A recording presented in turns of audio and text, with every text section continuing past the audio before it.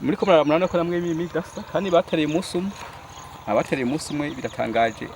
benshi baciye barabati bwa bundi koko Fomi imbura yateye igomwe irimbuka kuko izina ribivuga. Ifumbire ya Fomi ni nziza cyane gose turayikunda nico ndayishingira ko intahe aho usaruye ivyo uba wakoresheje iyo fumbire ya Fomi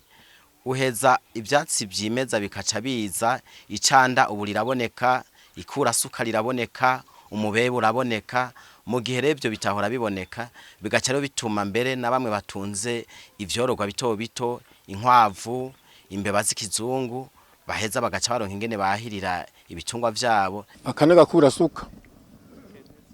kimeza yuko isi igoma ifise uburyo hamwe n'iki niri canda muboniri naryo nyene riragaragaza aho riri yuko isi igifise uburyohe. Iki catsi citwa ikinyamwonga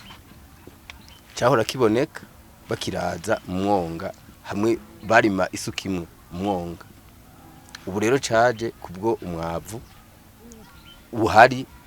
wasubiye kuzana uburyohe. Byukuri ifumbire ya Fomi turayemera cyane gose kuko mbere yaje igira Akanovera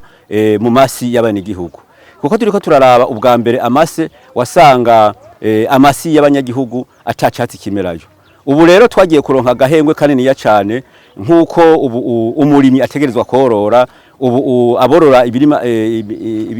ivyorogwa bito bito inkwavu imbeba n'inkoko n'ibindi ubwatsi ucutera ugenda ubukura muri ryatongo ryawe nyene no kuvuga amatongo y'abanyagihugu yose ubu yarisubirije ivyatsi biguma bimera ivyo vyatsi imbere navyo nyene bica biguma bidufasha kugira ngo bibamase tuca tubikura muri ajya amatongo yacu bikaca bitugaburira ivyo bitungwa akaguma ari akazoza ko kacu twese kugira ngo ivyo bitungwa bigume bifungura kandi twongere turonka nayo mase.